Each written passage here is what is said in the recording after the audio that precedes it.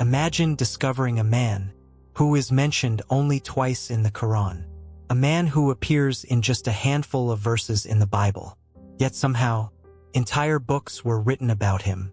Ancient civilizations claimed he knew the secrets of the stars. Some believed he was the first scientist. Others believed he traveled through heaven itself. Some said he possessed knowledge lost to the world before a great flood. And over thousands of years, his story became tangled with giants, fallen heavenly beings, forbidden knowledge, and even the legend of Atlantis. Who was this man? Prophet? A sage? A king? A myth? Or perhaps something far stranger? His name in Islam is Idris. In the Bible, he is known as Enoch, and what you're about to see is one of the greatest unsolved mysteries in religious history. Because the deeper you investigate Enoch, the less certain everything becomes.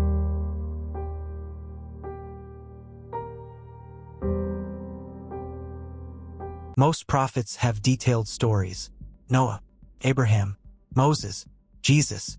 But Idris is different. The Quran says remarkably little about him. It describes him as truthful, prophet, patient, righteous, and then it gives us a statement that would puzzle generations of scholars. We raised him to a high station. That's it. No explanation, no details, no story, just a mystery. A man raised to a high station. Now here's where things become interesting, because while the Quran is brief, another ancient text tells us something astonishing. The Bible introduces a man named Enoch, and Enoch is just as mysterious. He lived before the flood, before Noah, before the destruction of the ancient world. And then we read one of the strangest lines in all of Scripture. Enoch walked with God. Then he was no more, because God took him. Think about that. The Bible doesn't say he died. It says, God took him. Suddenly, two separate traditions are describing a remarkably similar figure. A righteous man, prophet-like figure, and a man who did not experience an ordinary end. Was Idris really Enoch? The Quran never explicitly says so. Yet for centuries many Muslim scholars believed they were the same person. And if they were, then the mystery was only beginning. To understand Enoch, we need to understand the world he lived in. This was not the world we know today. According to both Islamic and biblical traditions, Enoch lived generations before Noah. Humanity had spread across the earth. Cities were beginning to emerge. Knowledge was growing. Families became tribes. Tribes became communities. The descendants of Adam were multiplying. But something else was growing too. Corruption, violence, pride. The world was changing. And according to later traditions, Enoch stood almost alone against that change. A preacher in an age drifting toward darkness. A warning before a catastrophe. A voice before the flood. Yet despite his importance, almost everything about him remains hidden, until we encounter one of the most mysterious books ever written. For centuries, people believed a lost book existed, a book supposedly connected to Enoch himself. A book so influential that fragments of it were found among the famous Dead Sea Scrolls. A book that would later be known simply as the Book of Enoch. Now we need to be careful here. This book is not part of the Quran. It is not accepted as scripture by most Jews, nor is it accepted by most Christian denominations. But despite that, its influence on history is enormous, because the Book of Enoch contains stories unlike anything found elsewhere. Stories of heavenly journeys, stories of cosmic secrets, stories of judgment, stories of beings who descended from above.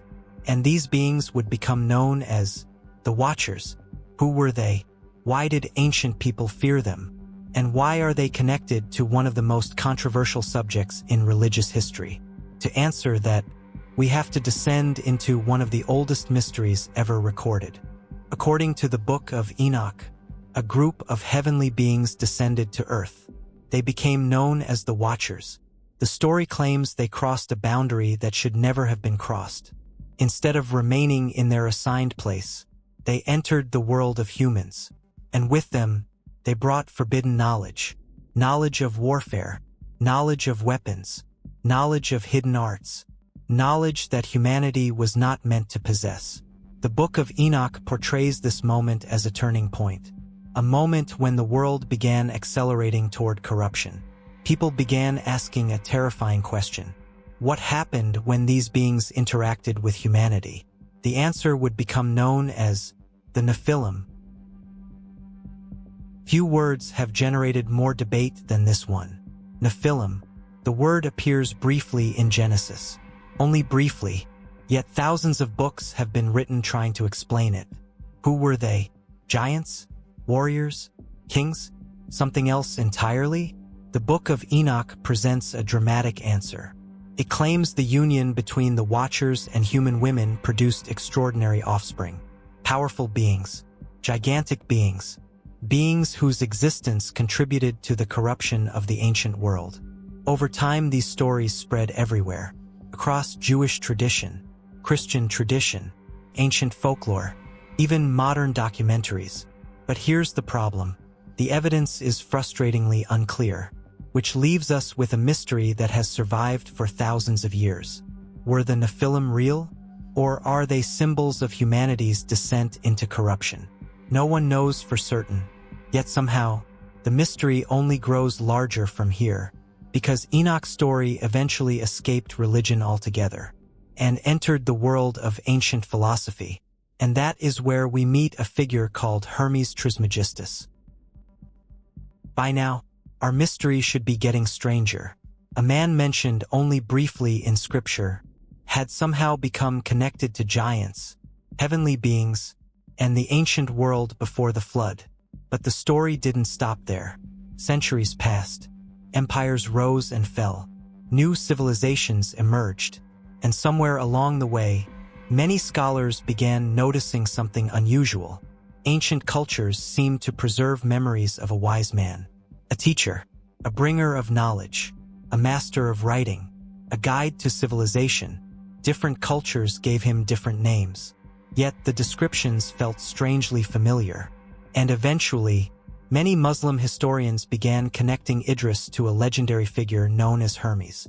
More specifically, the thrice great Hermes. Hermes was described as many of the same things later traditions said about Idris. A teacher, a scholar, a keeper of wisdom, a man connected to the heavens, a man associated with astronomy, writing, mathematics, knowledge itself. Some medieval Muslim scholars believed these similarities were too strong to ignore. Perhaps, they argued, the legendary Hermes was actually a memory of Idris, a memory preserved across civilizations, distorted by time, changed by language, but never completely forgotten. And if that theory is true, then Enoch may have left a larger footprint on history than almost anyone realizes. Yet even that is not the strangest theory connected to his name, because eventually, people began connecting him to one of the most famous mysteries on Earth, Atlantis. When most people hear the word Atlantis, they imagine a lost civilization, advanced, powerful, wealthy, and ultimately destroyed. The story comes from the Greek philosopher Plato. According to him, Atlantis was a mighty civilization swallowed by catastrophe. For centuries, people have searched for it. Some believe it existed. Others believe it was merely a story. But then a fascinating idea emerged. What if Atlantis belonged to the world before Noah? What if memories of an ancient civilization survived the flood and eventually became the legend of Atlantis? This is where Enoch enters the conversation. Some modern researchers noticed several intriguing parallels. Enoch is associated with the world before the flood. Atlantis is often imagined as existing before a great catastrophe. Enoch becomes linked with ancient wisdom. Atlantis becomes linked with lost knowledge. Enoch is connected to a vanished age. Atlantis is a vanished civilization. Suddenly the connections seem tempting. Most historians reject such claims. Yet the theory survives, because humanity is fascinated by lost worlds. And perhaps no lost world is more fascinating than the one that existed before Noah. A world almost completely erased from history. A world where Enoch lived. a world we know almost nothing about. And that mystery leads directly into another extraordinary question. Most mysteries disappear when enough evidence is discovered. This one never did. For thousands of years, people have tried to answer the same question. Who was Enoch? A man whose story became larger than his life? Perhaps the most remarkable thing about Enoch is this. He appears only briefly, just a few verses, a handful of lines. And yet those few lines created an ocean of questions. Questions that inspired books, civilizations, legends, an endless debate. Maybe that's why his story refuses to die. Because Enoch stands at the edge of recorded history, between certainty and mystery, between revelation and legend, between the world we know and a world that vanished long ago, a world before recorded history, a world that may never fully reveal its secrets.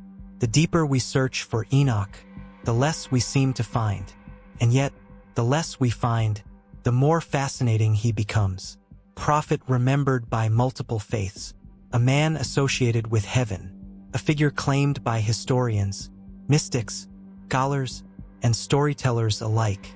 Perhaps one day, new discoveries will finally reveal who Enoch truly was. Or perhaps, some mysteries were never meant to be completely solved. And maybe that's the point, because thousands of years later, the man who walked the earth before the flood is still asking humanity a question. How much do we really know about our own beginnings? And how much has been lost to time? History remembers kings. History remembers empires. But sometimes, the most mysterious person in history is the one who simply disappeared.